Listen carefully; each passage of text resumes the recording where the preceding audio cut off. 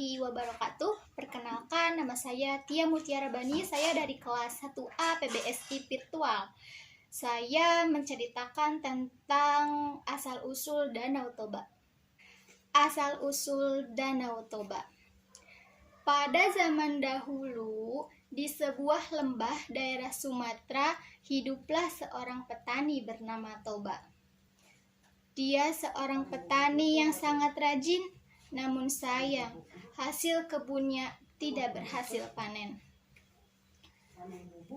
Ketika dia di kebun, dia kelaparan, sehingga Toba memancing ikan di sungai. Lama sekali dia menunggu hingga dia putus asa. Saat Toba memutuskan untuk pulang, tiba-tiba ada yang menarik umpannya. Toba kegirangan dan menarik pancingannya. "Wah, ada ikan besar!" seru Toba. Benar saja, di ujung kailnya tersangkut ikan besar berwarna emas. Toba segera membawa ikan besar itu untuk dimasak di rumah. Sampai di rumah, Toba kecewa sebab kayu bakarnya habis. Tidak ada kayu bakar di sini. Sebaiknya aku cari ke ladang sekarang." Kemudian ikan itu pun diletakkan ke dalam baskom dan Toba pergi mencari kayu bakar. Sambil Toba mencari kayu bakar, Toba berkata, "Yes, aku akan makan enak hari ini." Api sudah mulai menyala. Namun saat Toba hendak mengambil ikan itu, alangkah terkejutnya ia karena ikan itu sudah lenyap. Yang ada justru berkeping-keping koin emas. "Hah? Di mana ikanku tadi? Dan itu uang emas siapa?" Namun, saat Toba membuka pintu kamar, betapa terkejutnya dia. Seorang perempuan tinggi dan sangat cantik sedang menyisir rambutnya di depan cermin. "Wah, alangkah cantiknya perempuan ini. Hei, kamu siapa?" tanya Toba kepada perempuan itu. Perempuan itu akhirnya membalikkan pandangannya menghadap ke arah Toba. "Akulah penjelmaan ikan yang kau tangkap tadi, sementara koin emas itu adalah sisik-sisikku." Toba terbengung-bengong, perempuan itu pun tersenyum. "Aku dikutuk oleh Dewata menjadi ikan, tapi berkat engkau kutukan itu hilang. Mari kita ke dapur, aku akan masakkan kamu makanan, kamu pasti lapar." Toba hanya menurut ketika perempuan itu mengajaknya ke dapur. Dengan cekatan, perempuan itu segera menyiapkan makanan. Dalam hati Toba berkata, seandainya dia menjadi istriku." Rupanya, si perempuan itu bisa membaca keinginan hati Toba. "Aku mau menjadi istrimu, tapi aku punya satu syarat ya," kata perempuan itu. Setelah Toba selesai makan, Toba sangat terkejut dengan perkataannya. Toba menyaut perkataan si perempuan tadi. "Hah? Katakan, apa syaratnya?" Toba dan perempuan itu pun akhirnya menikah. Toba semakin bekerja keras di ladang untuk mencukupi kebutuhan hidupnya bersama istri. Lalu istrinya mengandung. Toba sangat bahagia. Dia tidak sabar menunggu kelahiran anaknya. Tidak lama kemudian, seorang bayi laki-laki itu lahir. Toba memberi nama Samosir. Samosir tumbuh menjadi anak yang sangat nakal dan pemalas. Kerjanya hanya main-main dan keluyuran.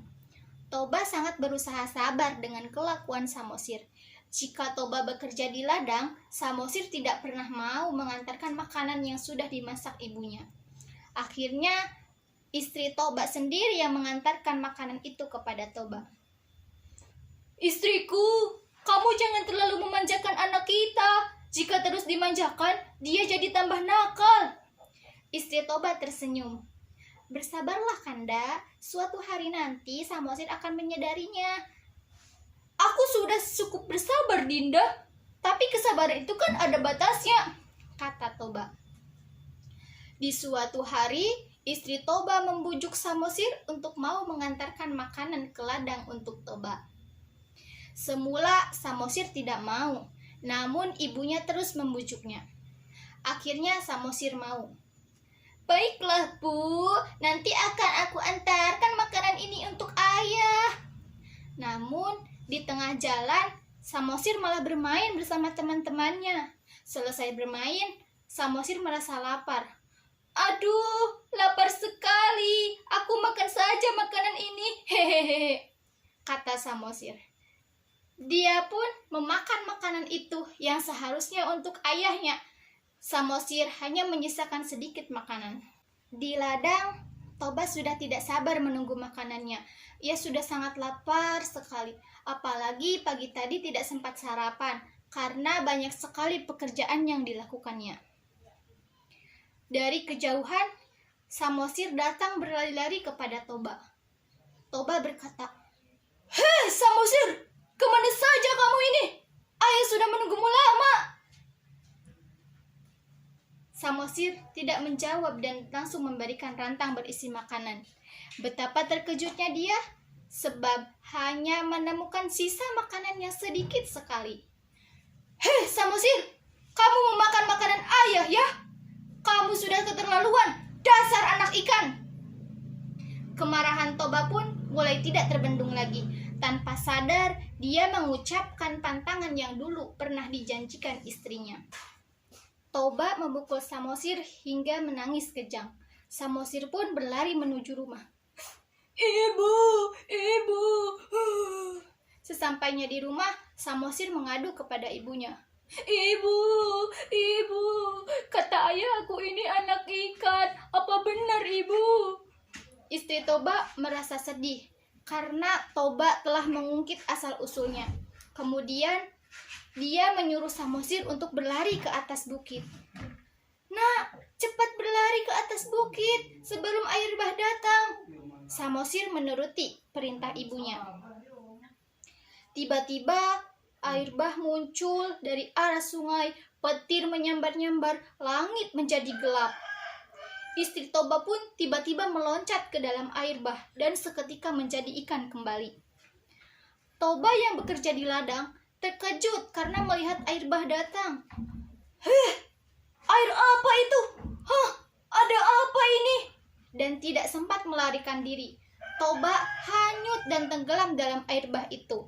Setelah itu, air bah itu menggenangi seluruh lembah dan hanya menyisakan pucuk bukit di tengahnya. Di bukit itu, Samosir bersembunyi. Itulah sebabnya danau itu dinamai Danau Toba dan pulau di tengahnya disebut Pulau Samosir.